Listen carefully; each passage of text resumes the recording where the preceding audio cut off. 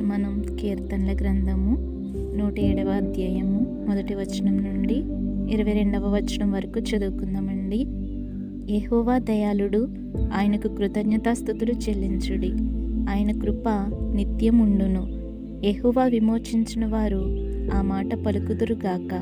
విరోధుల చేతిలో నుండి ఆయన విమోచించిన వారును, తూర్పు నుండి, పడమట నుండి, ఉత్తరము నుండి, దక్షిణము నుండి, నానా దేశముల నుండి ఆయన పోగు చేసిన వారును ఆ మాట పలుకుదురుగాక.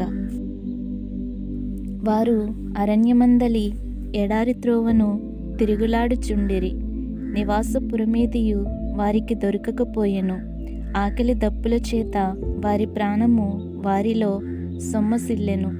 వారు కష్టకాలమందు యెహోవాకు మొర్రపెట్టిరి. ఆయన వారి ఆపదలలో నుండి వారిని విడిపించెను. వారొక నివాసపురము చేరినట్లు చక్కని త్రోవను ఆయన వారిని నడిపించెను. ఆయన కృపను బట్టియు నరులకు ఆయన చేయు ఆశ్చర్య కార్యములను బట్టియు వారు యెహోవాకు కృతజ్ఞతాస్తుతులు చెల్లించుదురుగాక. ఏలయనగా ఆశగల ప్రాణమును ఆయన తృప్తిపరచి ఉన్నాడు. ఆకలిగొనిన వారి ప్రాణమును మేలుతో నింపి ఉన్నాడు.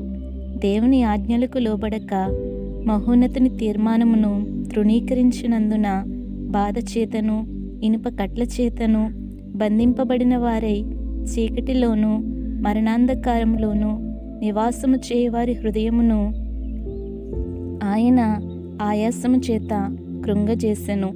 వారు కూలియుండగా సహాయుడు లేకపోయెను. కష్టకాలమందు వారి యెహోవాకు మొర్రపెట్టిరి.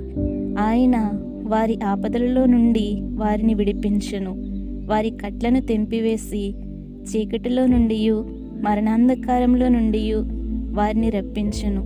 ఆయన కృపను బట్టి నరులకు ఆయన చేయు ఆశ్చర్య కార్యములను బట్టి వారు యెహోవాకు కృతజ్ఞతాస్తుతులు చెల్లించుదురుగాక.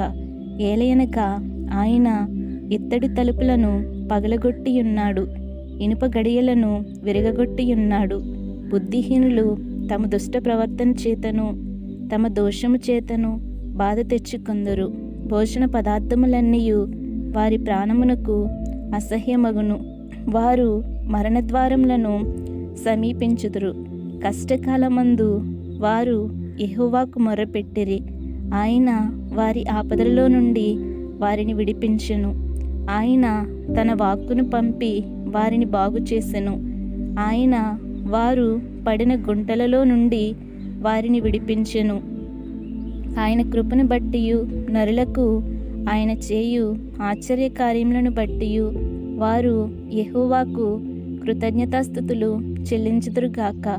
వారు కృతజ్ఞతార్పణలు చెల్లించుదురుగాక.